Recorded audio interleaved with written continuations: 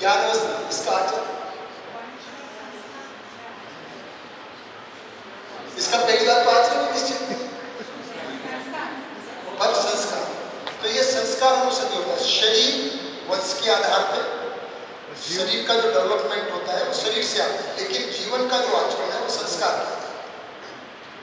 तो इसको हम टोटल मिला के कहेंगे संस्कार अनुसंध, यानी कि संस्कार। इसीलिए गधों के स्कूल नहीं होते हैं, केवल मानव के स्कूल होते हैं। संस्कार शिक्षा से ही दिया जाता है, इसलिए शिक्षा का महत्व है। तो आप बहुत बढ़िया काम कर रहे हैं। शिक्षा ही चीज है जो बाकी सबसे मानव को अलग करती है, और मानव का आचरण शिक्षा से सकता है, संस्कार से। संदीप इनका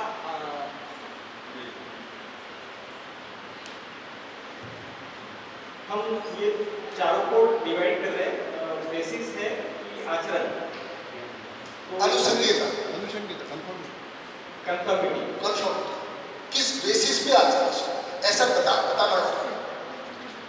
इसका जैसे मानव का है या जीवन का आचरण निश्चित नहीं है, ऐसा हम बोल रहे हैं।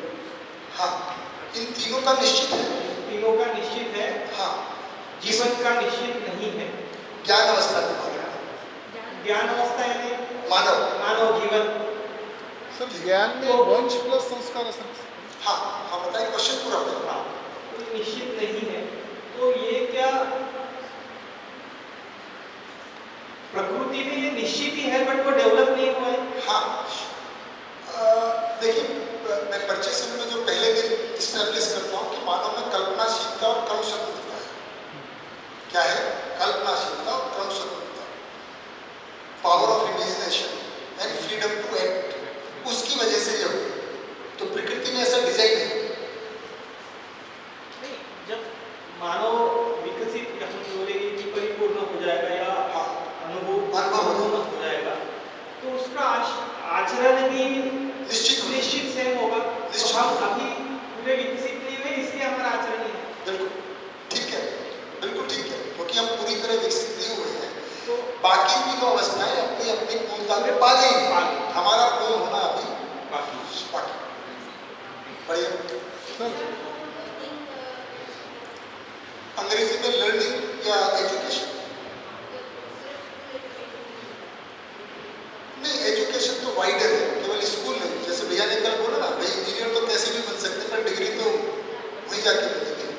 बट एजुकेशन ये वाइडर है। तो हमारा आचरण निश्चित नहीं है, इससे ये पता चलता है कि होना है, विकसित नहीं है। ये बढ़िया बात है, इसकी भ्रमित है। प्रकृति में तो सबका आचरण निश्चित किया ही है, नियम से ही है। हमको होना है, क्योंकि हमारे पास थोड़ी फ्रीडम भी दे दी है प्रकृति। एक श्याम भाई,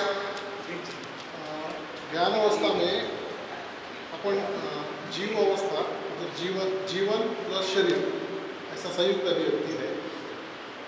शरीर तो समझ में आता है वंश परंपरा के हिसाब से है, और जीवन जब पहली बार जब बना है, तब वो संपूर्ण विकसित नहीं था। देखिए, उसका स्ट्रक्चर विकसित था, पर ज्ञान परिपूर्ण नहीं था। अभी स्ट्रक्चर ही पता नहीं क्या है। हाँ, तो अभी जीवन ज्ञान हम लगाएंगे, है ना? जीवन के ऊपर हम एक दिन लगाएंगे पूरा। तो हाँ जी, हो गया, आगे बढ़े। इसके आधार पे इनमें क्रियाएं होती हैं, है ना? तो इनमें क्रिया के प्रकार भी अलग है।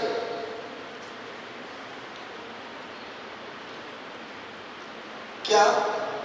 जैसे हर एटम और हर एटम का सब atomic particle, including electron, proton, neutron, including positron, जो भी है, उनमें मिनिमम इंटेलिजेंस होता ही है, और उसकी वजह से वो पहचानना और निर्वाह करना आता है। किसको किसके साथ जुड़ना है वो पहचानते हैं, है ना? तो उसको हम कहते हैं कि इनमें पहचानना और निर्वाह करना होता है।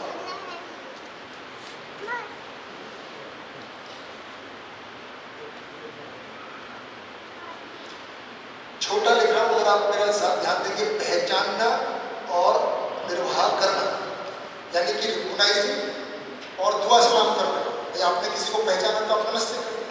ऐसे ही एटम और पार्टिकल भी पहचानते हैं और मिल जाते हैं या बिछड़ जाते हैं, इसके पास आना है कि दूर जाना है, इतना ही काम है।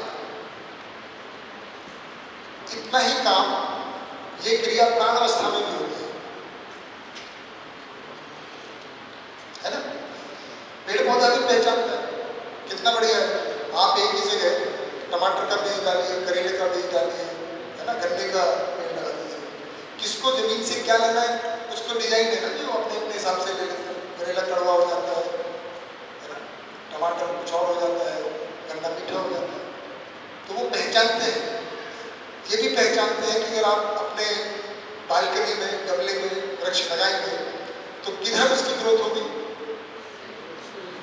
जिधर सन है, जिधर सूरज है, तो वो पहचानता है कि वो पोषण किधर से मिलेगा। जड़ें किधर चली जाती हैं, जहाँ पानी होता है खोज लेते हैं, अगर है तो पहचानना निर्वाह करना होता है, ये होता है। इनमें क्या होता है, ये तो होता ही है, प्लस वो तो दीदी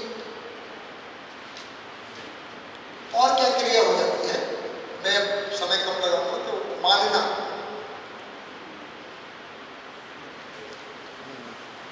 मानने की क्रिया एनिमल्स में शुरू हो जाती है। पहचानना निर्वाह करना तो ये भी करते हैं। मानना, आप उनको ट्रेन कर सकते हैं। गाय है, आपको मालिक माना हुआ है, आपके यहाँ दूध देगी, आप चारा डालते हैं। जैसे किसी को बेच देते हैं, तुरंत वहाँ जाके दूध नहीं देते हैं। पहले कई बार तो उसको पुराने वाले को बुलाना पड़ता है, आगे जरा दूध निकाल, उसको खाना वाना खिलाता है, उसको टाइम लगता है कि नया मालिक ही होगा।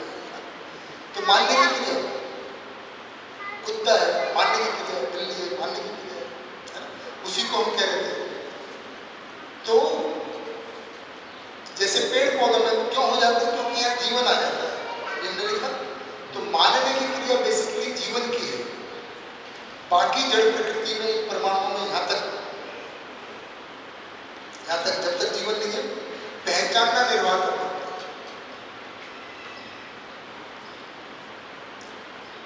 आपका शरीर भी पहचानता है। आपका शरीर के अनुकूल कोई बहुत बढ़िया भोजन आता है तो स्वीकारता है बगैर आपसे। और पहली बार अगर आप जो अनुकूल नहीं वो खिलाएंगे तो उसको उल्टी कर देते हैं। आप पहली बार जिसने भी सिगरेट पिए तो बहुत खांसी आती है, शरीर रिजेक्ट करता है। पर जीवन है, जीवन को तो स्वाद चाहिए। बोले अभी तेरी ऐसी कैसे, मैं तो पी के मानूंगा शरीर को, फिर थोड़ा, क्योंकि जीवन चलाता है ना, तो फिर मनवाता है। जीवन शरीर को थोड़ा एडजस्ट कराता है। तो मानने की क्रिया जीवन में है। इनमें पहचानना निर्वाह करना होता है। जी दीदी से क्या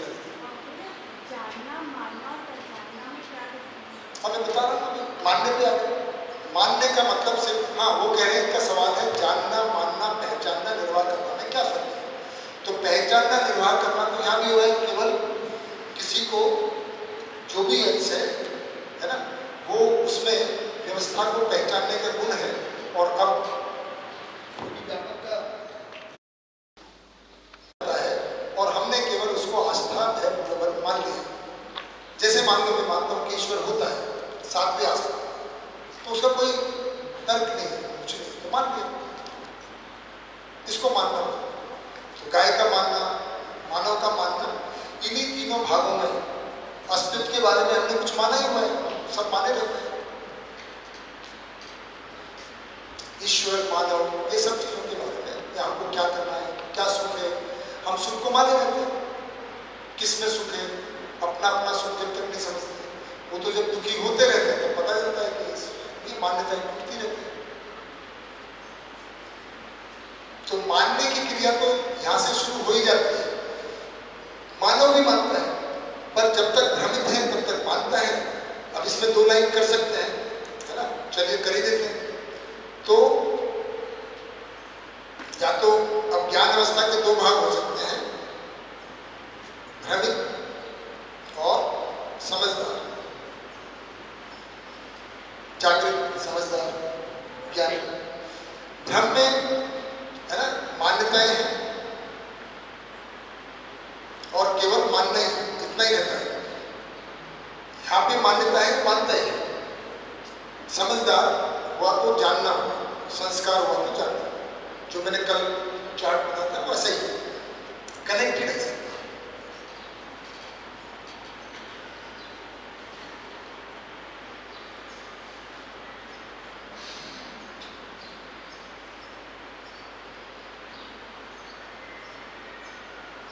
धर्म सबको बताइए, तो लिखने की जरूरत नहीं है ना, ये तो हो गया है। किसी एक को भी नहीं पता है तो बता दीजिए, मैं 1 मिनट में समराइज कर दूंगा, है लिख दूं एक बार। ओके, बताइए किसको पता है पदार्थ का धर्म होना होना है ना। The inherent inseparable characteristics of matter is to be, to exist, उसको आप नष्ट नहीं कर सकते, होना। प्राणावस्था का धर्म पुष्टि, पुष्टि, इसका धर्म जीने जीने की आशा, इसका धर्म सुखपूर्वक जीने की आशा, इसका धर्म है।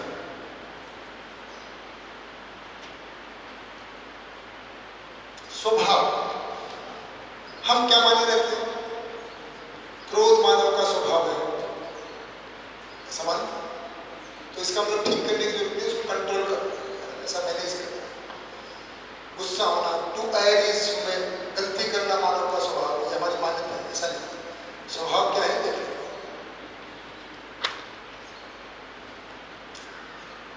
पदार्थ अवस्था का स्वभाव है संगठन, विघटन, यानी कि पदार्थ अवस्था कहीं से टूटेगी, है ना, तो कहीं पे जुड़ जाएगा, जुड़ना और बिछड़ना। हाइड्रोजन अगर ऑक्सीजन के साथ इसको है और आपने इलेक्ट्रोलिसिस करके हाइड्रोजन को हटा दिया तो हो सकता है क्लोरीन होगा तो क्लोरीन के साथ, तो ये होता है। मिट्टी है बाहर बन जाएगा। प्राण अवस्था का स्वभाव सारक मारक,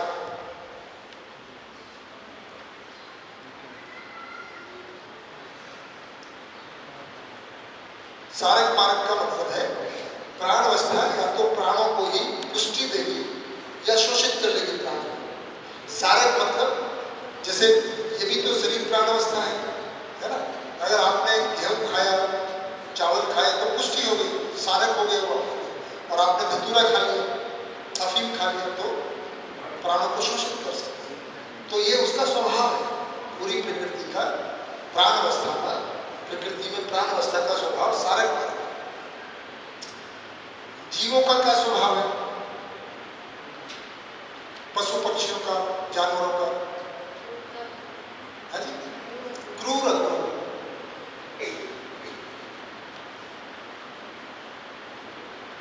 हिंसक अहिंसक,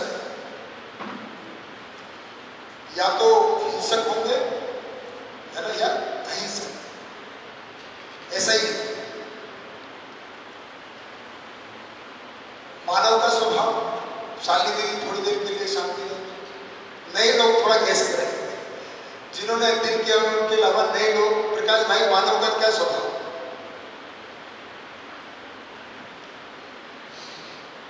शिल्पा दीदी है जी, ठीक बात, उपयोगिता पूरकता, बहुत बढ़िया गैस। और कोई जो बताना चाहे? नहीं ठीक है, माइक प्रकाश भाई ने बताया जीना और जीने देना, शिल्पा दीदी ने बताया उपयोगिता पूरकता, और भैया आपका नाम? मेरा नाम है राहुल भाई। राहुल भाई है ना, हाँ जी बताइए। मेरा कहने का तात्पर्य यह है कि इंसान की गलतियाँ करता है और उससे सीखता है। तो देखिए दर्शन में आप बिल्कुल अच्छे से स्वभाव को समझेंगे, है ना। वैसे उपयोगिता पूरकता उसका गुण है, वो भी उसमें आ जाएगा, उसकी स्वभाव की परिभाषा में आ जाएगा, आपका भी आ जाएगा। पर शब्द क्या है जो आपको आगे मिलेंगे। अगर मानव भ्रमित है, दुखी है, तो उसका स्वभाव होगा दीनता, हीनता, अमूर्तता। अब इसको एक्सप्लेनेशन में तो बहुत टाइम लगेगा, मैं राहुल भाई इतना छोड़ दूं थोड़ा सा बता के, है ना, डिटेलिंग मैंने जैसे बताया, किसी को इंटरेस्ट हो तो इस शिविर का देख सकते हैं, मेरे परचेसिंग में थोड़ा डिटेलिंग में जाते हैं उदाहरण के साथ में, तो उसमें मिल जाएगा, है ना। तो दीनता का मतलब है जो अपनी आवश्यकताओं को पूरा करने के लिए दूसरों पे निर्भर होता है, जैसे भिखारी मांगता है, दीन वो नहीं, इंफीरियरिटी कॉम्प्लेक्स दीन नहीं है। कई बार हम दीनता को, है ना, इंफीरियरिटी कॉम्प्लेक्स मान लेते हैं, वो दीन नहीं। दीन का मतलब डिपेंडेंट ऑन अदर्स ऑलवेज, बेचारा बने रहना, गिड़गिड़ाना, चापलूसी करना, कैसा है ये स्वभाव? दीनता, ना समझ, बिल्कुल अक्षम, अपने को बिल्कुल बेचारा समझना वाला, ऐसा स्वभाव होता है अगर वो भ्रमित है, या तो क्या आएगा, या हीनता। हीनता का मतलब धोखा देके, विश्वासघात करके अपनी इच्छाओं को पूरा करना, आवश्यकताओं को पूरा करना, छल कपट दम्भ पाखंड पूर्वक आश्वासन देके, तो ये पूरा, है ना, मैं उदाहरणों में नहीं जा रहा हूँ क्योंकि लंबा समय लगेगा इसको, अगर, है ना। क्रूरता मतलब बलपूर्वक मार के, पीट के, डाका डाल के, मर्डर करके अपनी आवश्यकताओं को पूरा करना।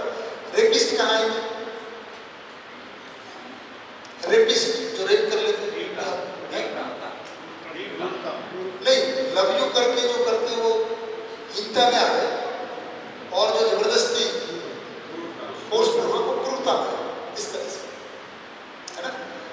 तो दीनता, हीनता, क्रूरता, कोई उदाहरण तो बहुत सारे उदाहरण है, तो इसमें हम जाएंगे। अगर समझदार मानव है, अनुभव समझ है जी, हाँ, उसका क्या स्वभाव? हाँ, धीरता, वीरता, उदारता। धीरता, वीरता, उदारता। और मानव में ये स्कोप है कि थोड़ा और ज्यादा समझदार हो जाए, तीसरी स्टेज है, उस समय उसका स्वभाव हो जाएगा, क्या हो जाएगा? दया, कृपा, करुणा। लगता है याद आ गया, कुछ तो कवर किया भी है, ये कवर हो गया। अच्छा, राहुल भैया ने कोई कहीं तो कवर हुआ है, एक ग्रुप में शायद कुछ हुआ है ना, बढ़िया। अब ये सब आप अध्ययन में आएंगे तो इनका डिटेलिंग मिलेगा। मैं धीरता, वीरता, उदारता का थोड़ा बता देता हूँ। धीरता का मतलब है, एक सवाल रहता है कि भाई हम तो ठीक हो गए, है ना, और दूसरा को भी समझ में आया नहीं है, तो दूसरा पक्ष कैसा भी हो, दूसरा पक्ष अगर गलती करता हो उसको क्षमा करते हुए न्याय के प्रति अडिग रहना, उसको हम धीरता का, स्वयं न्याय पे अडिग रहना, न्याय के प्रति दृढ़ता, निष्ठा, है ना, कि दूसरा कैसा भी जिए, मैं तो सही हूँ, ऐसा स्वभाव हो जाता है। जबरदस्ती उसको कुछ ऐसा नहीं कि किसी के ऊपर एहसान करता है, ऐसा नहीं, उसका स्वभाव हो गया। स्वभाव मतलब जो सहज है, नेचुरल है, समझ के साथ हो जाता है, दूसरा कैसा भी हो। वीरता का मतलब है कि दूसरों को न्याय दिलाने के लिए प्रयास करता है, और दूसरों को न्याय करना भी आता है, ये भी प्रयास करता है। पहले में खुद न्याय करता है, वीरता में दूसरों को न्याय दिलाता भी है और उनको न्याय करने लायक बनाता है। और उदारता का मतलब सबको न्याय मिल जाए, सबको शिक्षा मिल जाए, उसके लिए अपने तन मन धन को नियोजित करता है, ये उदार है। ठीक हो गया? दया कृपा करना, चलो पहले इनमें तो हो जाए, दया कृपा करना कोई समझे, धीर भी उदार। तो मुझे लगता है ये वाला भाग प्रकृति में, जो दीदी आप कह रही थी ना, वी कैन नॉट डिसाइड कि केवल लिविंग और नॉन लिविंग भी, है ना शिल्पा जी?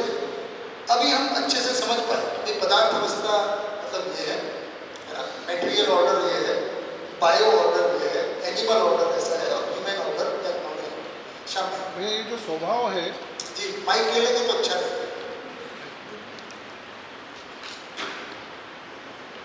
ये जो स्वभाव जो दिया है वो विद इन द कैटेगरी है, मतलब वो अवस्था के हिसाब से, मतलब पदार्थ का संगठन विघटन पदार्थ अवस्था के पदार्थ के साथ में है। प्राण अवस्था में जो सारक वारक जो दिया है कारक, वो विद इन द कैटेगरी ऐसा पकड़ना। हाँ, बिल्कुल, अवस्था के साथ ही, अवस्था के साथ। और जैसे इसमें धर्म रहता ही है, पिछली अवस्था का नीचे अवस्था में, ऐसे ही इनमें भी सेंट्रल मिक्सचर इसमें होगा ही जब ये पदार्थ अवस्था में हो जाएगी, जैसे पेड़ को काट दिया है ना, तो प्राणावस्था नहीं बचा, सूखी लकड़ी, फिर वो प्राणावस्था का पदार्थ अवस्था का स्वभाव है, अवस्था के साथ। इसमें कोई क्वेश्चन हो? अभी मैंने थोड़ा जल्दी में और विदाउट मच एक्सप्लेनेशन रखा है। वीरता वीरता उदारता को बताया आपने शॉर्ट में। हाँ जी, एक बार दया कृपा करुणा करो, शॉर्ट में बता एकदम दूं, short। एकदम शॉर्ट। तो दया का मतलब है, देखिए पात्रता और क्षमता आपने देखी होगी है ना, योग्यता, पात्रता और क्षमता। किसी व्यक्ति में पात्रता को है, पात्रता है ऑलरेडी, लेकिन उसके ज्ञान नहीं है, समझने की पात्रता है, समझ सकता है, तो ज्ञान दे देना मतलब दया।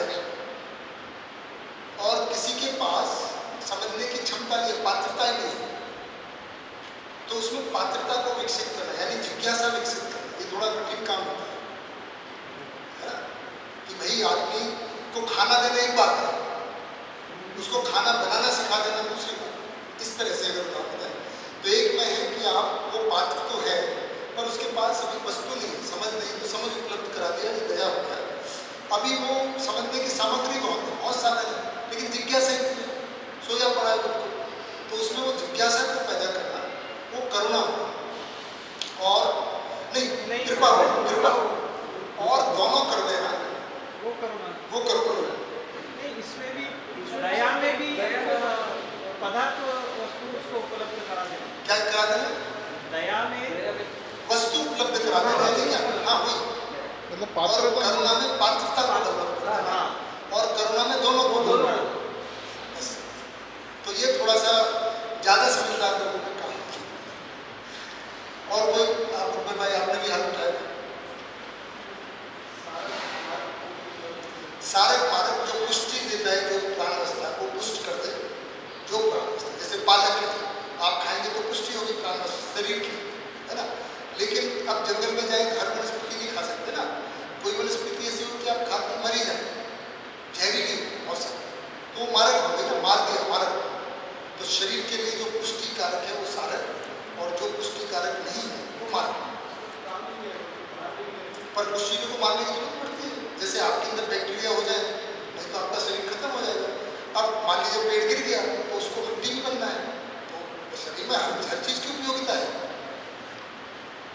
बहुत सारा जो अस्तित्व में जो भी है, तभी वो क्रिया प्रक्रियाएं हो रही है, तो मारना उसका काम ही है। अब जैसे जानवर मर गया तो उसका विघटन होगा, मारेगा प्राणावस्था, कुछ जीव खाएंगे उसको, ठीक है।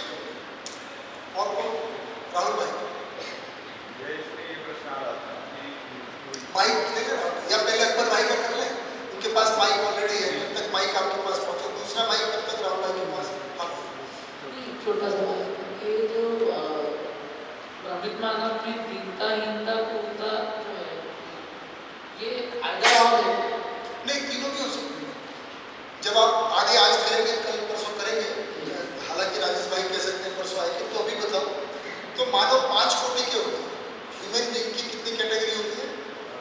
5 यानी एक भी हो सकता है, एक से ज्यादा भी हो सकते हैं, पर एक मानव जो मैं अभी नाम नहीं लूंगा ना, जब मैं करूंगा तभी बताऊंगा तो ज्यादा ठीक रहेगा। तो एक में ये ज्यादा रहता है, ये वाला, और एक में ये ज्यादा रह सकता है, पर होंगे तीनों ही बने।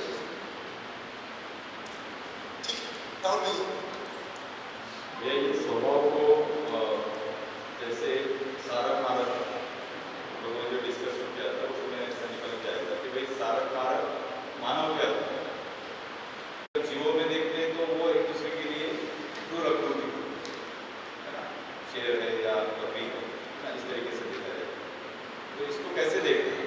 मतलब सारे पर मानव के लिए नहीं ऐसा करें, नहीं, मानव के लिए है, सिमिलर उनका स्वभाव है, सिनोनिम हम अपनी परस्परता में देख रहे हैं, हाँ हाँ, उनका स्वभाव है, हम अपनी परस्परता में देख रहे हैं। नहीं तो अपना मतलब शरीर भी तो प्राणावस्था की इकाई है ना, हाँ, तो जीव शरीर भी प्राणावस्था की इकाई है, तो आपस में तो हुआ,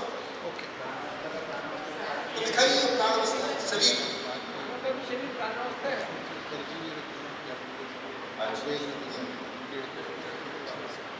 शरीर के लिए जो है सारे मारक, ये उपयोगी है, तो जीव अवस्था के लिए प्राण अवस्था और पदार्थ अवस्था भी उपयोगी अवस्था के लिए जीव अवस्था प्राण अवस्था और वो है, इसलिए वो नीचे वाले के लिए सभी उपयोगी और वो चेक करना है। हाँ ऐसे ही है नहीं, वो एक अलग मुद्दा हो गया, वो आपस में चारों का नहीं। तो फिर तो राहुल भैया जो बोल रहे हैं कि जैसे जब शाम में मैंने पूछा तो आपने बोला कि उसी स्टेज में देखना है, प्राण अवस्था में एक दूसरे की प्रति देखना है, तो मैं उसी कैटेगरी में देखना है। ये जो मानव का शरीर है ये तो प्राण अवस्था ही है ना, आगे आगे क्लियर हो गया। क्लियर है ना, इसमें सभी आगे ऊपर उसमें सब आई है, ऊपर क्या ही गए शरीर तो प्राण अवस्था ही है। सभी जी राहुल भैया ने जो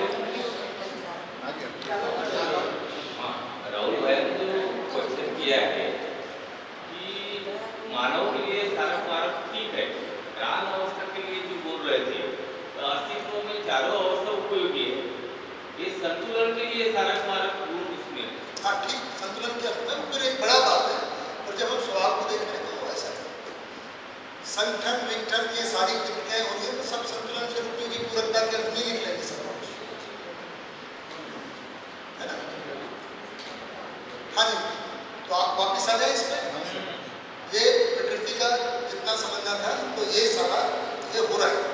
अब मैं प्रकृति से व्यापक की तरफ जा रहा हूँ, प्रकृति पे अगर कुछ भी भी क्वेश्चन है तो मोटा मोटा जो अध्ययन के बिंदु ये सारे समझ में आएंगे। जब हम क्या करें अध्ययन बिंदु है तो प्रकृति को कितना समझना है, ये पूरा समझना है और ये पूरा समझना है, ये सब समझ में आएगा तो हमारे लिए पूरे कोई सवाल नहीं बचेगा ना, तो जो जैसा है वैसा हमें समझ में। फिर किसको खाना है नहीं खाना है वो अपने से समझ में आ जाएगा। समाधान कोई है, जीने में आना है, पर आएगा किस आधार पे हमको पूरी व्यवस्था समझ में आ गई, है ना। फिर हमको समझ में आएगा कि भाई जीवन पेड़ पौधों को तो नहीं चलाता है, परंतु जीव शरीरों को चलाता है, यानी बकरी को चलाता है और किसको चलाता है, कछुए को चलाता है, कबूतर को चलाता है, चिकन को चलाता है, चिकन मतलब मुर्गे को चलाता है, हिरन को चलाता है। अब वो जीवन है, वो चला रहा है तो किसी जीने की आशा के साथ नहीं। अगर आप उसको मार के खा रहे हो तो आप तो उसके विरुद्ध ही काम कर रहे हो, उसको जीने की आशा को खत्म कर रहे हो, सिंपल सी बात। तो ऐसा भी हो सकता है कल को आपको मार के आपके विषय को खा ले, आपको भी नहीं सकता अगर थोड़ा प्रोटीन आ जाए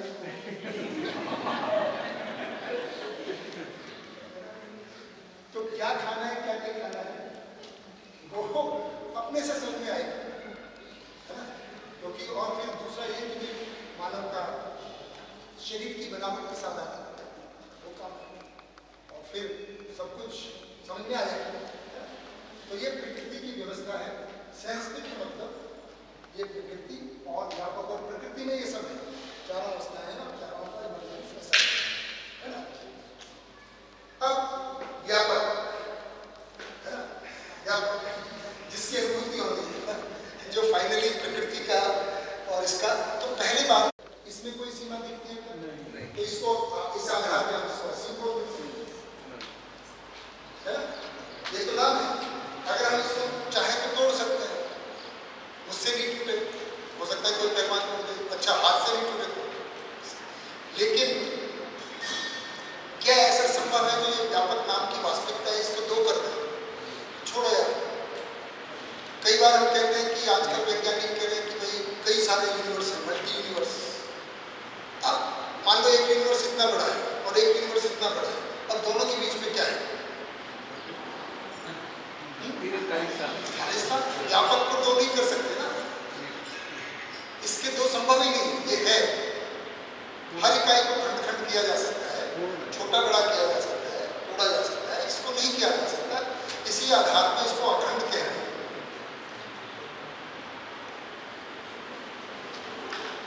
तोड़ा खंड खंड किया जा सकता है, खंडित, और जिसको नहीं किया जा सकता वो अखंड है, इसीलिए इसको अखंड कह रहे हैं, असीम कह रहे हैं। हम इसके आर पार देख सकते हैं, पारदर्शी है।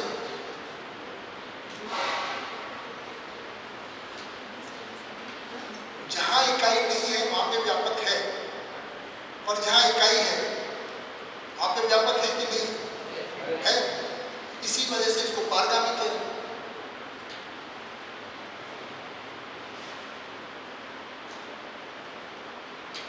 इसमें होने से अब इलेक्ट्रॉन भी घूम रहा है, प्रोटॉन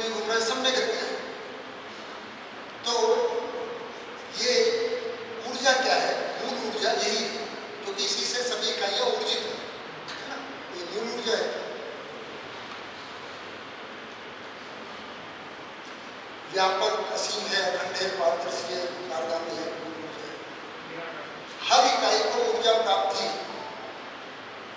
क्योंकि हर इकाई ऊर्जित है। इसको छोटा किया जा सकता है, कुछ ग्लू लगा के बड़ा भी किया जा सकता है, कोई भी इकाई को छोटा बड़ा किया जा सकता है। व्यापक को जिसको ना छोटा किया जा सके ना बड़ा किया जा सकता, उसको तो क्या बोलेंगे? निराकार। वो तो आकार के साथ है। इस कैरेक्टरिस्टिक को क्या बोलेंगे? ना छोटा कर सके ना बड़ा कर सके, उसी को पूर्ण बोलते हैं, व्हिच इज कंप्लीट, पूर्ण।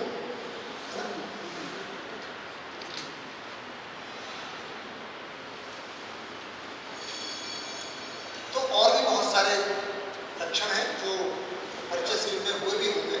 और हाँ, निराकार भी है, बाकी तो बहुत सारा है ना, ज्ञान है, निराकार है, और भी कई सारे हैं, है ना? निष्क्रिय है, क्रिया शून्य है, इस सब में क्रियाएं हो रही है, इसमें क्रिया नहीं होती है, क्योंकि सभी क्रियाओं का आधार है इस आधार पर ज्ञान है, क्योंकि ये चैतन्यता इसमें आ रही है तो ये चेतना है ना? तो इस तरह से इस आधार पर इसके बहुत सारे नाम कर सकते हैं। पर दो बातें बहुत इंपॉर्टेंट है कि मतलब जिनको लेके हम कर सकते हैं, क्योंकि ये पूर्ण है तो इसमें पूर्णता की प्यास है। हम संबंधों में भी अगर देखें तो हम पूर्ण होना चाहते हैं। ये पारदर्शी है तो हमें मानव में भी ये पारदर्शी कैसे होता है कि हम संबंधों में पारदर्शिता चाहते हैं, रहस्य हमको पसंद नहीं आता है। अगर आपके कान में मैं भी जाके कुशल कुशल कर दूँ तो सबको एकदम जिज्ञासा हो जाएगा, क्या बोला भैया बोला से, क्योंकि चाहते हैं कि हमको भी बताओ। ये चाहत यहीं से सवाल है, क्योंकि ये वास्तविकता ऐसी है। हम अखंड समाज चाहते हैं, अखंड राष्ट्र चाहते हैं। क्यों चाहते हैं? क्योंकि कोई वास्तविकता अखंड है, ये बताइए बार बार, अखंड रहो, क्यों आपस में लड़ रहे हो भाई? यहीं से आना है यहाँ पर और कहीं नहीं, क्योंकि हम इसमें हैं। तो हमको ये प्रेरणा प्राप्त है, पूर्णता की प्रेरणा प्राप्त है, अखंडता की प्रेरणा प्राप्त है। हम पारदर्शिता चाहते हैं, पारगामी का मतलब सबके साथ जुड़ जाना चाहते हैं। तो ये सब यहीं से आता है। हम भी असीम होना चाहते हैं भाव के रूप में। तो ये सब चीजें क्योंकि प्रकृति इसमें है, होने भर से हम प्रेरित हैं। इस तरह से इसको हम कहेंगे व्यापक। तो दो बातें होती हैं, एक तो सहस्तित्व, फर्स्ट सहस्तित्व को उसको कह रहे हैं व्यापक और प्रकृति का साथ साथ होना, इसको सहस्तित्व कहते हैं। दूसरा इकाइयों का भी साथ साथ होना, ये भी सहस्तित्व है। और यही जब मानव एक साथ इसको प्रमाणित कर देते हैं तो वो भी सहस्तित्व है, मानव का सहस्तित्व। अभी हम सहस्तित्व पूर्वक जी नहीं पाते, पर हम सहस्तित्व पूर्वक जी सकते हैं। एक तो ये बात होगी। दूसरा और सहस्तित्व को इस पर थोड़ा ध्यान देने की जरूरत है कि इससे ये पैदा नहीं होता है, व्यापक से ये प्रकृति पैदा नहीं होती और प्रकृति खत्म होकर व्यापक नहीं बन जाती। ये दोनों साथ साथ हैं। कोएग्जिस्टेंस का मतलब ये है कि व्यापक और प्रकृति का कोएग्जिस्टेंस का मतलब है दे आर देयर एवरलास्टिंग, हमेशा हमेशा से थे भी, हैं भी, रहेंगे भी। इतना हो सकता है कि इसमें है ना, इस धरती को के ऊपर कोई न्यूक्लियर बम डाल दे मानव आपस में लड़ाई झगड़े में, तो अगर एक दो डाले तो मानव खत्म हो जाएगा, और ज्यादा डाल देंगे तो खत्म होगा। क्या होगा? पदार्थ अवस्था में खत्म हो जाएगा।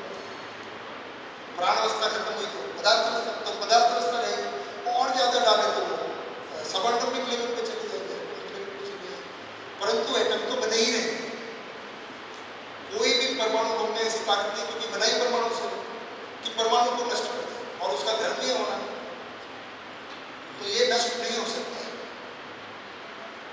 तो सहस्तित्व का मतलब है ये खत्म होकर ये नहीं बन जाएगा, ये इसमें से ये पैदा नहीं होगा। ये दोनों हमेशा हमेशा से थे, हैं भी और रहेंगे भी।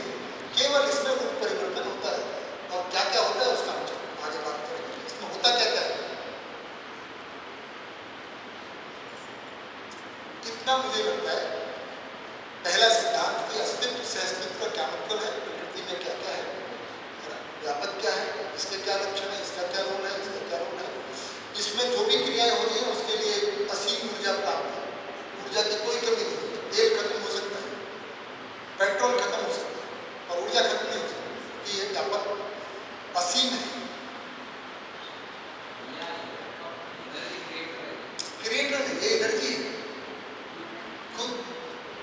इसमें होने भर से इकाई ऊर्जित है। मूल ऊर्जा को एक बार फिर से- मूल ऊर्जा मतलब कि ये स्वयं ऊर्जा है, फंडामेंटल एनर्जी। हम पेट्रोल डालते हैं, वो कार्य ऊर्जा है। पेट्रोल से गाड़ी चलती है, आपने लकड़ी जलाई तो उसको हम वर्क एनर्जी बोलते हैं, कार्य ऊर्जा। उससे कुछ काम हो सकता है, इससे कुछ काम नहीं हो सकता। आप सोचो कि व्यापक को कार में चला के और 100 किलोमीटर चला के, व्यापक तो है, तो ये कार्य ऊर्जा है। इसमें होने भर से इकाइयों में गतियाँ बनी हुई हैं। क्या क्या गतियाँ हैं, तो जब परमाणु को समझेंगे, धरती घूम रही है। घूम रही है, इसमें है। एटम में इलेक्ट्रॉन्स घूम रहे हैं। हाँ जी, एटम में इलेक्ट्रॉन्स एटम भी घूम रहा है, सब कुछ घूम रहा है, सब में गतियाँ हैं। ये मूल ऊर्जा में होने भर से।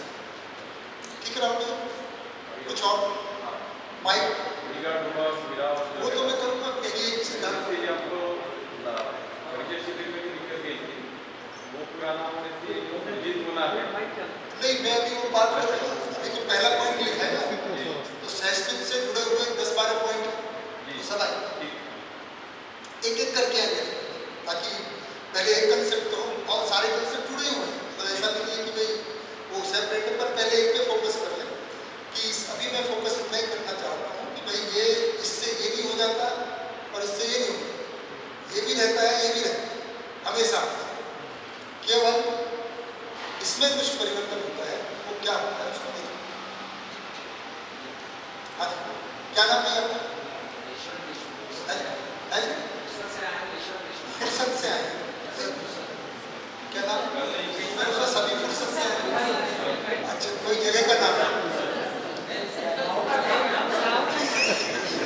फुर्सत से आए।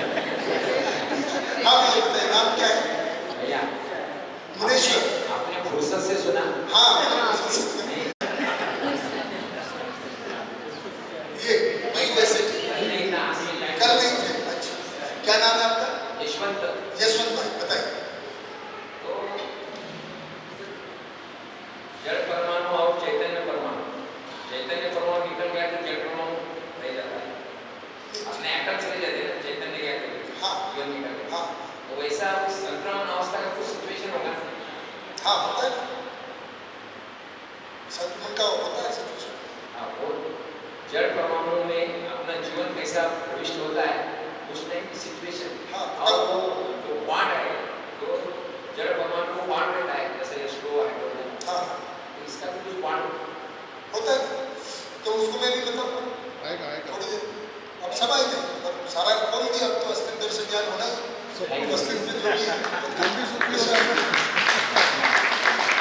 अध्ययन का मतलब ही है, बाकी डिटेलिंग वहाँ होगा। परिचय से तो केवल इंट्रोडक्शन देते हैं कि देखो ये बात है, पर उसका विस्तार कितना है। You life is like a swimming, you dive into water but you don't know how deep it is. पर हमें यहाँ बताइए हाउ डीप इट इज, यहाँ भी डेप्थ का पता चलेगा। चलिए आइए, तो इसमें कोई और क्वेश्चन? पहला बात, दो बात कि ये हमेशा से है, कभी ऐसी सिचुएशन नहीं होगी कि इनमें दोनों कोई नहीं रहे, एक दूसरे में कन्वर्ट नहीं होते, और है भी रहेंगे। दूसरा बिंदु है, इसको भी कर, इसको भी थोड़ी देर के लिए रखे रखते हैं। हाँ, फोटो लेना है। तो बी पॉइंट तब तक मैं एक्सप्लेन करता हूँ, लेकिन बाद में दूंगा। ये जो प्रकृति है व्यापक में संप्रक्त है, नया वर्ड मिलेगा। पहला पॉइंट अस्तित्व सहअस्तित्व है।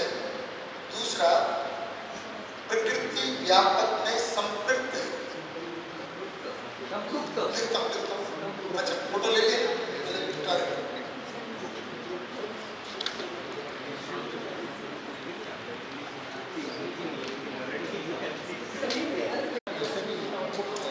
तो अस्तित्व दर्शन ज्ञान का जो चैप्टर है, हमने बताया कि ज्ञान के 3 ही भाग में बात करेंगे। अस्तित्व दर्शन ज्ञान, जीवन ज्ञान, मानवता पूर्ण आचरण ज्ञान, और तीनों के टॉपिक्स हैं, सब जुड़े हुए हैं, लेकिन हम फोकस जब करेंगे एक पॉइंट पे, एक चीज को समझ लेंगे। तो हमने अभी केवल अस्तित्व सहअस्तित्व को क्या मतलब है उसका को समझा।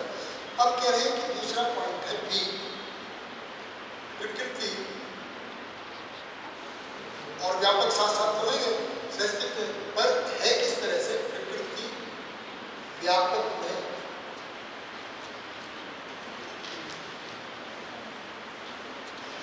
संवृत्त है. Nature is saturated in space और nature is saturated in energy. व्यापक सारे नाम हैं. तो हर इकाई सैचुरेटेड का मतलब क्या है? उससे ज़्यादा नहीं हो सकता, है जी? उससे ज़्यादा समान सैचुरेटेड. संपर्क का अर्थ बताएंगे, उसका और शब्द नहीं है, शब्द यही है, पर उसका मतलब क्या है? समाहित.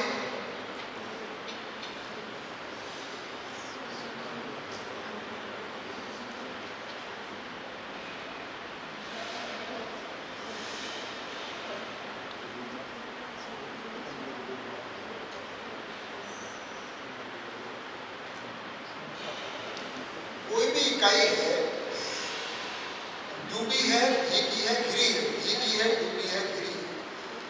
क्या मतलब है? इसको थोड़ा सा एक बार समझते हैं. मतलब इसका मतलब क्या है?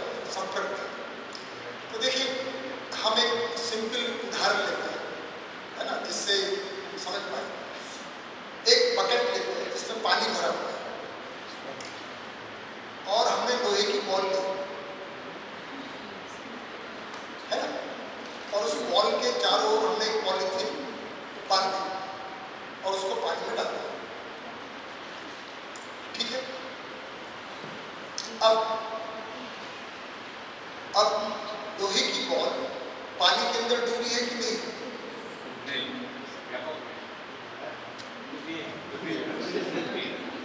सोचिए, इस पे समय लगेगा. आप सोचिए, कल्पना कीजिए.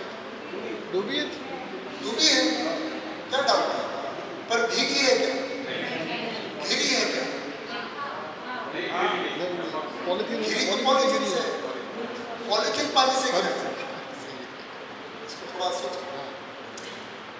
तो लोहे की बॉल अगर पॉलीथीन से बनी है और पानी के अंदर है तो डूबी तो है, लेकिन ना तो भीगी है और ना. अब हमने दूसरी बार पॉलीथीन को हटा दिया और उसको पानी में डाला. डूबी है? डूबी तो थी. भीगी है? नहीं, घिरी है. पानी चारों ओर है लेकिन अंदर नहीं. अब तीसरी बात मैंने लोहे की बॉल को लगाना है, क्योंकि लोहे की बॉल गीली हो ही नहीं सकती, तो भीगी दिखाने के लिए दूसरा एक्सपेरिमेंट करेंगे. अब हम कॉटन की बॉल लेते हैं, बिल्कुल रुई, रुई एकदम, और रुई को पानी में डालते हैं. डूबी है, थोड़ी देर के बाद में डूब गई. घिरी है, भीगी है. ऐसे हर इकाई व्यापक में भीगी है, डूबी है और घिरी है. ऐसा अस्तित्व है, ऐसी इकाइयां हैं. अब ये होने से क्या होता है उसको थोड़ा देखें, क्योंकि ये तीनों चीजें एक साथ. अब इसमें ये तो हमने लोहे के साथ कर दिया एक्सपेरिमेंट. प्रकृति में ये तीनों कंडीशन कंकरेंट है, मतलब एक साथ. ऐसा किसी इकाई के साथ हो ही नहीं सकता कि वो डूबी हो, भीगी ना हो, भीगी हो, घिरी ना हो, तीनों एक साथ. पर भीगे होने से क्या होता है? इसमें ऊर्जा संपन्नता होती है.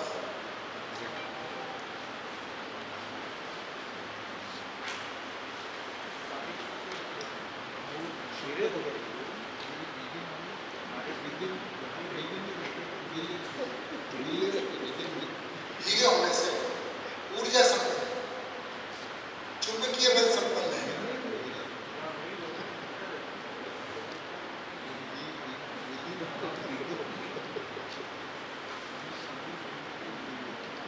ऊर्जा संपन्नता, चुंबकीय बल संपन्नता, और भी जो भी बल है वो बल संपन्नता.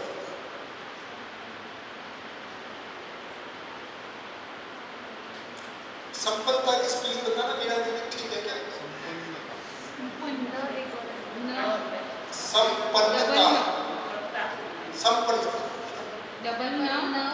डबल ना नहीं, एक ने के लिए मैंने बिंदी लगाई. कई बार बिंदी भी ने का काम कर देते हैं.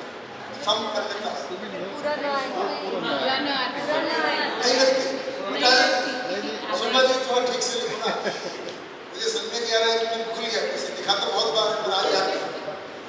अच्छा चलिए ये सुन लिया है तो ऐसा ये इसको मिटा के ठीक से ऊर्जा संपन्नता, चुंबक के बल संपन्नता और बल संपन्नता। हाँ जी क्या कोई पारदर्शिता बोल रहे हैं बारिश में भीगे थे कि गिरे थे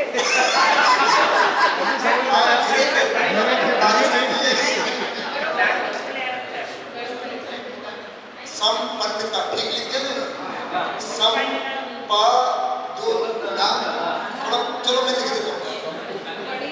हाँ हाँ ठीक ठीक हाँ वो कह रहे मेरा भी सही है।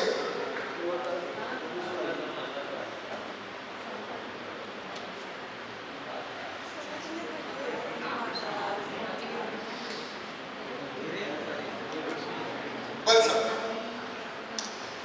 अब ये जो एटम मॉलिक्यूल्स और एटॉमिक पार्टिकल ये सब जो पास आते हैं जो भैया बोल रहे थे भैया सुन भैया, ये जो व्यापक है ऊर्जा है और इसी में होने से क्योंकि गतियाँ हो रही हैं तो इसी से चुंबकत्व भी आ रहा है।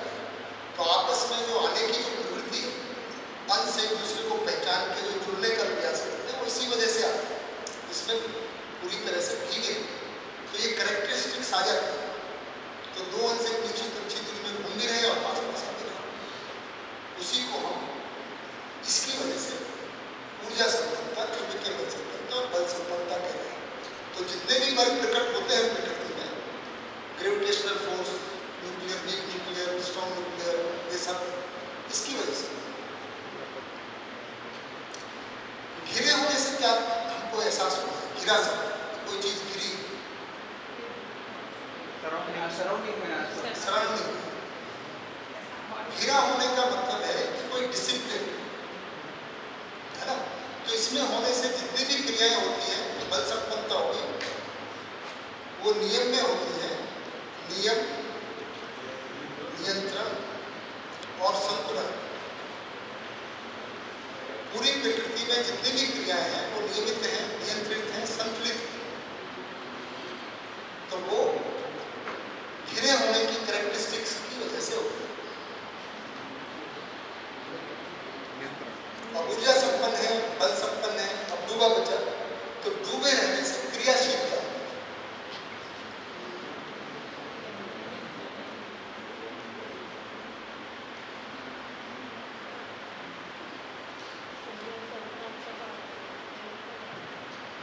तो कल मैंने जो शब्द बोला था कि व्यापक में हर इकाई डूबी, भीगी, घिरी, उसका मतलब ये है। तो हम ऐसी हमारी स्थिति है, हो ही नहीं सकती, हम व्यापक से बाहर चले जाए। इसीलिए सुखी होना हमारी बाध्यता है। तो धर्म यहीं से आ रहा है, हमें सुखी होने की चाहत, पूर्ण होने की चाहत, ये सब क्योंकि हम हर इकाई इसमें भीगी, डूबी, घिरी है, ये ऐसा अस्तित्व है। ठीक है। अब क्रियाशीलता से क्या होता है?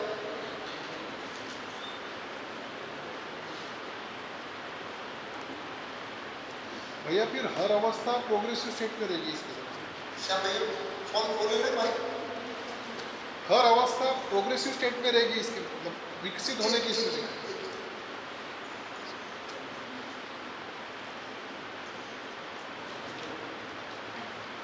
सभी इकाइयाँ व्यापक में डूबी हुई, भीगी है, घिरी हुई है, तो पदार्थ अवस्था भी विकसित होने की इसमें रहेगी, प्राणावस्था विकसित होने में रहेगी। तो हर एक को ज्ञानावस्था होकर वो सुखी होने के क्रम में रहेगी। ये बढ़िया सवाल है, ये आता ही है। इसका मतलब ये नहीं है कि सारे धरती के परमाणु एक दिन जीवन बन जाएंगे, है ना। इसीलिए मैंने कहा वहाँ नियम, नियंत्रण, संतुलन भी है।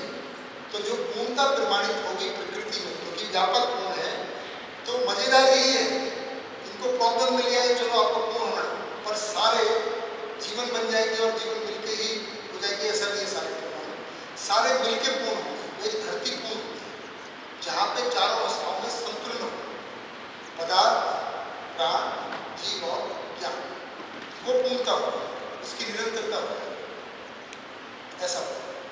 स्टेबल अनस्टेबल जब हाँ। पूरे स्टेबल हो जाएंगे तो स्टेडी स्टेट स्टेडी स्टेट में जिसको हम कहते हैं स्टेडी स्टेट कंडीशन तक पानी। अभी हमारा तो जिंदा रहना भी निश्चित नहीं है ना। हमने 2 लाख साल में जिंदा रहना सीखा अगर यात्रा को देखें, और खुद ही उसको खत्म करने पे आ गए। हमारे जिंदे रहने पे क्वेश्चन हो तो कहाँ निरंतर है? संतुलन तो गायब ही हो गया। ऋतु संतुलन गायब है, 4 अवस्थाओं का संतुलन गायब है, पेड़ पौधे जीव जाते हैं, तो हमने खत्म कर दिया।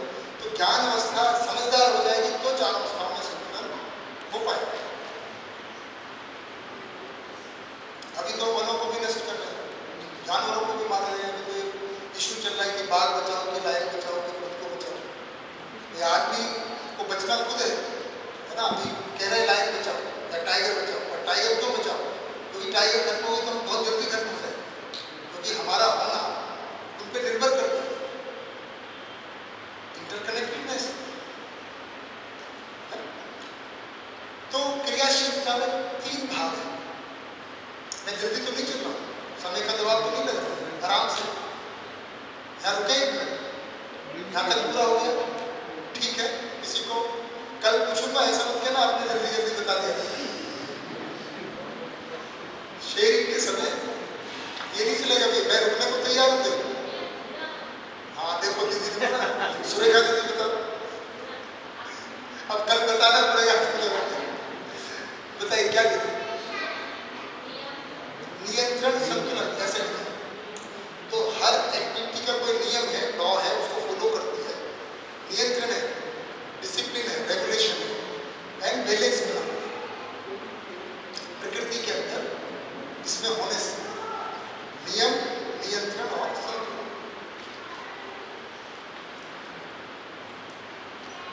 ठीक है, सुरेखा क्रियाशीलता। तो जैसे आपने कहा कि सबसे पहला तो ये जो एक हर एक के अंदर ये चाहत पूर्णता की ओर बढ़ने की, तो वो उसके लिए एफर्ट करता है, मेहनत करता है, कुछ प्रयास करता है। तो सब में ये मूल चाहना, मूल प्रयास बनाए हुआ है। 2 अंश के प्रमाण से लेके मानव हर एक की पूर्णता की स्थिति अलग अलग है, परंतु पूर्णता की ओर अग्रसर है। उसको हम कह रहे हैं श्रम, एफर्ट।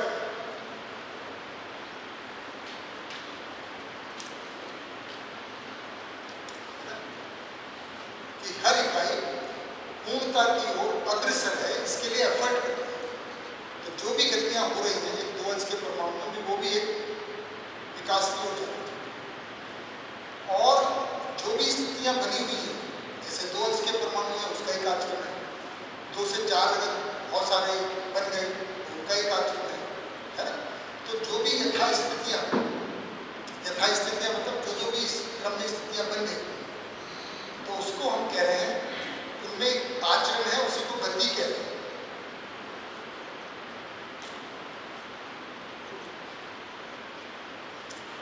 और हर स्थिति का एक परिणाम है। तो श्रम से गति है, परिणाम है। अब इनका एक लक्ष्य है, इसकी एक निश्चित गोल है। पूर्णता, इसकी पूर्णता एक अलग है, इसकी पूर्णता एक अलग है और इसकी पूर्णता एक अलग है, क्योंकि तीनों पूर्ण है। पूर्णता में भीगे डूबे गिरे तो पूर्णता की प्यास है। तो ये एक एटम पूर्ण हो जाएगा जैसे वो जीवन बनता है, पर सारे नहीं बनेंगे। तो एटम की पूर्णता, एटम की जो गति चल रही है वो किस तरफ है? जीवन। तो उसको कह रहे हैं परिणाम का अमृत, क्योंकि वो अमर हो गया। तब तक उसमें संतन विघटन बदलता रहता है। अब उसमें कोई बदलाव नहीं आएगा स्ट्रक्चर में। उसको हम कह रहे हैं एक पूर्णता को हासिल करना। It's a milestone in the direction of being complete. Constitution या स्ट्रक्चर उसका कंप्लीट हो गया, तो उसको नाम कह रहे हैं परिणाम का अमृत। ये परिणाम है हर एक का, और ये इसका लक्ष्य कहाँ पहुंचेगा? इसका अमृत। अब आप कहेंगे कि भाई ऐसे तो कोई चीज नष्ट ही नहीं होती, तो मिल क्या गया? वैसे ही सवाल आ जाता, अगर मैं थोड़ा समय देता तो क्या राशि देती। ऐसे तो हाइड्रोजन एटम भी खत्म नहीं होता है,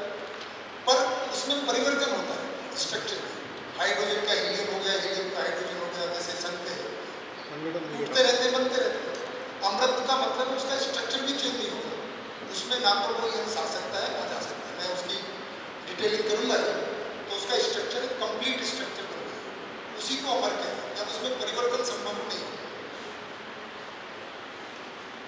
है ना बराबर।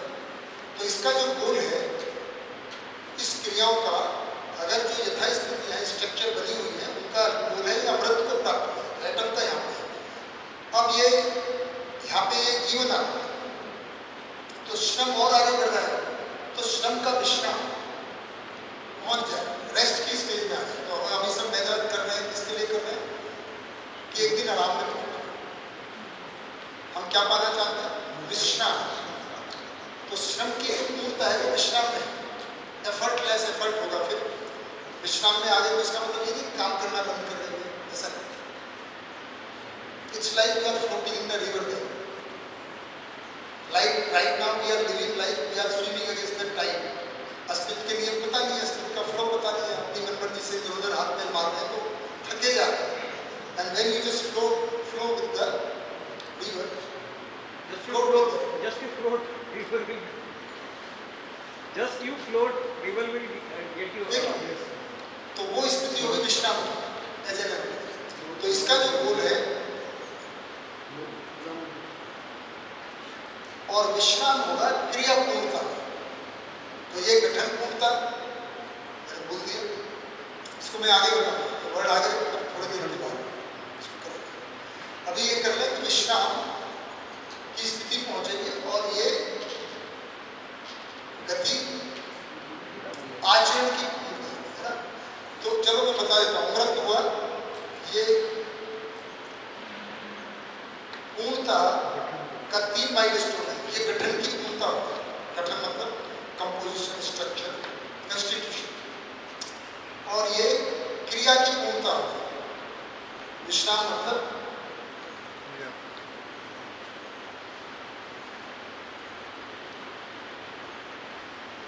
क्रिया पूर्णता, यानी कि अनुभव संपन्न मानव, ये जीवन गठनपूर्ण परमाणु, ये समझदार मानव, और ये दिव्य मानव। गति का जो गंतव्य है ये आचरण की पूर्णता हो गया।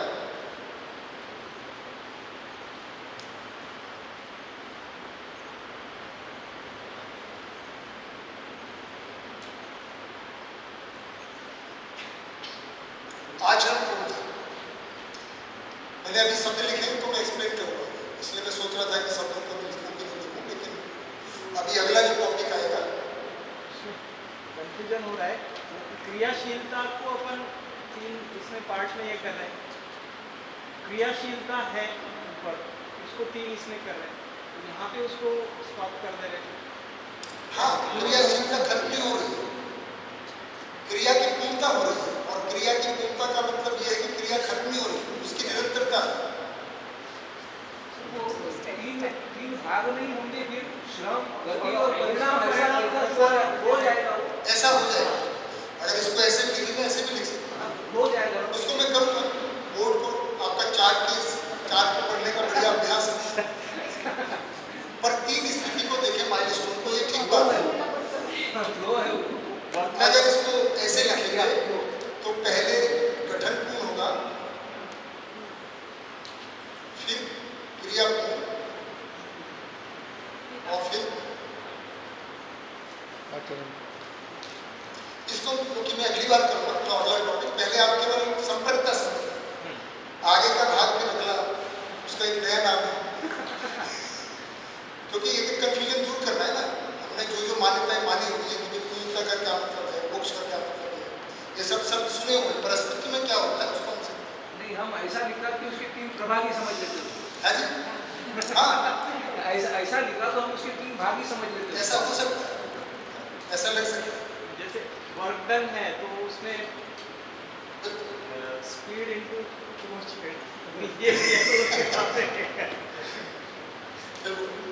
तो इट इज नॉट एफ और ऐसा नहीं है। क्रियाशीलता मतलब एक्टिविटी, जैसे व्यापक में कोई एक्टिविटी नहीं है तो व्यापक में कुछ नहीं होना है, पर व्यापक में होने की वजह से प्रकृति में सब कुछ होना है। तो व्यापक नित्य है, नित्य मतलब शब्द आ गया तो ना तो इसका जन्म है, ना मृत्यु है, ना कोई परिवर्तन है। नित्य मतलब ना जन्म है, ना मृत्यु है और ना परिवर्तन है। निरंतर वर्तमान, निरंतर एक जैसे, उसको कहेंगे नित्य। जीवन अमर है, तो उसका कोई एक घटना घटेगी कठोर पूर्णता की, पर उसमें परिवर्तन नहीं, केवल परिमार्जन है, क्वालिटेटिव चेंज, तो उसको हम कह रहे हैं अमर है। और प्रकृति भी खत्म तो नहीं होगी, उसको शाश्वत बोलते हैं। प्रकृति शाश्वत है, क्योंकि जन्म उसका भी नहीं है, उसकी भी नहीं, पर उसमें परिवर्तन होते हैं। ये इस तरह से हम तीनों कैरेक्टरिस्टिक्स के साथ में देख सकते हैं कि जन्म, मृत्यु और परिवर्तन के साथ। तो व्यापक में ना उसका कोई जन्म है, इसीलिए उसको अनादि भी बोलते हैं, कोई उसका आदि नहीं, स्टार्टिंग नहीं, ना अंत होना है उसका हमेशा से, तो ये अनादि है।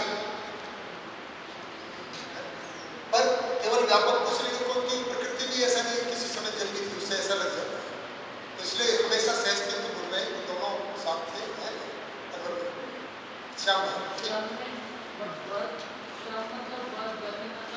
एक्चुअली उसको श्रम का मतलब एफर्ट, इसलिए मैंने अंग्रेजी में एफर्ट बोला, it's not the work done, effort. श्रम का मतलब है एंडीवर, एफर्ट, कुछ करना है, मेहनत, तो इट्स नॉट वर्क। परिणाम एक्चुअली कंस्टिट्यूशन, दर्शन में परिणाम रिजल्ट नहीं है, रिजल्ट को ऐसा मानते हैं क्योंकि जो क्रियाएं हो रही है, जिसको मैं भी नाम लूंगा, उसका कोई रिजल्ट नहीं होता है, तो रिजल्ट को कंस्टिट्यूशन के रूप में होता है, इसलिए उसको परिणाम बोलते हैं। एक पहले संध्या दीदी को माइक में अमृत पहले नित्य शब्द आ गया, व्यापक नित्य है और कोई चीज नित्य नहीं है, व्यापक के अलावा कुछ भी नित्य नहीं है, अगर उस तरह से कहेंगे, क्योंकि इसमें ना जन्म है, ना मृत्यु है, ना कोई परिवर्तन है। जीवन अमर है, अमृत का मतलब है उसमें परिवर्तन नहीं है, जो होना था परिवर्तन हो गया, वह किस स्टेज में पहुंच गया, अब जीवन अमर है, ठीक है। और शाश्वत का मतलब प्रकृति शाश्वत है, उसमें परिवर्तन हो रहे हैं, नष्ट कोई चीज नहीं होती। जैसे हम कहें शरीर नश्वर है, तो खत्म थोड़ी हो गया, जीरो नहीं बन गया। नश्वर का मतलब इतना ही कि अब ये गठन में है, आप जीवन हट गया, जला दिया, कार्बन डाइऑक्साइड वगैरह से बन गया। तो व्यापक में डूबे भीगे, अब हम सवाल पूछते हैं क्यों हो रहा है, क्यों हो रहा है, तो अल्टीमेटली इसका अनुभव होता है सफलता का, आत्मा में इस बात का फाइनली रियलाइजेशन होता है कि भैया इसका कोई जवाब नहीं, ऐसा है। अनुभव का मतलब ऐसा है, उसको स्वीकार करने के अलावा कोई यहाँ तक तर्क लगा सकता है ये आदमी क्यों है, हाँ भाई ठीक है, जीवन है और शरीर है, दोनों आ जाते हैं, आदमी है, क्यों है, तो क्यों करते पहुंचोगे, कहाँ पहुंचोगे। व्यापक में प्रकृति संप्रत्य और अस्तित्व सहस्तित्व, इसके आगे अस्तित्व सहस्तित्व क्यों है, बताओ क्यों है? सवाल बनता है, अस्तित्व सहस्तित्व क्यों है, सोच के देखिए। ये है, इसको महाकारण बोलते हैं। इस सब चीजों का कारण होते होते फाइनली महाकारण क्या है कि अस्तित्व सहस्तित्व, इसका अनुभूति हो जाए, अनुभव हो जाए, दिल शांत हो जाए, ठंड पड़ जाए, भागना दौड़ना खत्म हो जाए, ऐसा है। हाँ जी, कौन बिना गति नहीं समझे, दिव्यमान गति मतलब आचरण। अभी मैं दीपमानों को मिटा देता हूँ, है ना, क्योंकि थोड़ा सा गड़बड़ होगी, तो मैं तीन पूर्णता की बात कर रहा हूँ, तो यहाँ लिख दिया। इसमें होने से तीन तरह की पूर्णताएं होती हैं, है ना, जिसको हम कह रहे हैं क्रिया पूर्णता, आचरण पूर्णता और गठन पूर्णता। तो इसका गोल, जो इतने भी कंस्टिट्यूशंस बन रहे हैं, उसका गोल है अमृत, है ना, अमृत तक पहुँच जाना। उसके बाद में क्रिया पूर्णता, श्रम का विश्राम, यहाँ के बाद में जीना एफर्टलेस, ये है यहाँ तक हम सुखी होने के लिए जी रहे हैं, कर रहे हैं प्रयास, उसके बाद सुखी होकर करते हैं। सुखी होकर जो करना है वो एफर्टलेस है, उसमें विश्राम है। सुखी होने के लिए जो करते हैं तब थकावट है, मानसिक थकावट मानो तो क्या है, भाई आदमी ऑफिस से आता है, घर आके बड़ा बैग को रख देगा, बड़ा तो बहुत हल चला के थोड़ी आता है, मानसिक श्रम बहुत होता है, वो श्रम मानसिक है ना, तो उसका विश्राम में आ गया। तो समझदार व्यक्ति हमेशा विश्राम में रहता है, उसको कोई थकावट ऐसा सब होता नहीं। मानसिक शरीर तो थकेगा, तो शरीर का अपना नहीं। ठीक है, तो मैं ये तीन मानों को थोड़ा बात करूँगा। पहले ये तीन कॉन्सेप्ट क्लियर हो जाए कि इसमें डूबे हुए रहने से तीन पूर्णता की स्टेजेस हैं। तो इसमें एनालॉजी ऐसा लगा सकते हैं जैसे एटम है, एक माइक लेंगे तो अच्छा रहेगा।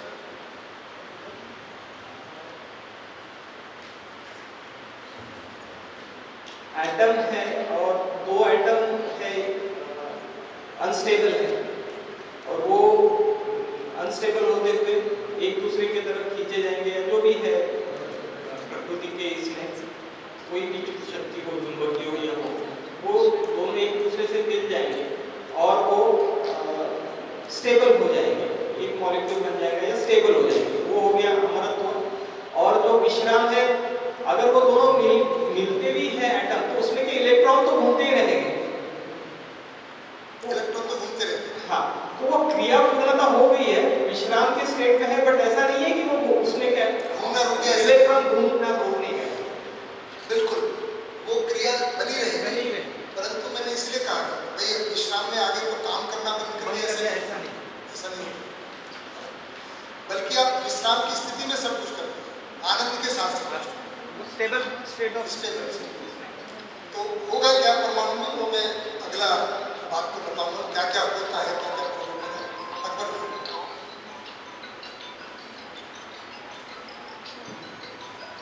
ये विश्राम गति परिणाम ये दूसरी अवस्थाओं में भी होता ही होगा ना कि ये सिर्फ नहीं, मैंने तो पूरी प्रकृति को रखा है, सब में सबका लेवल अलग अलग है।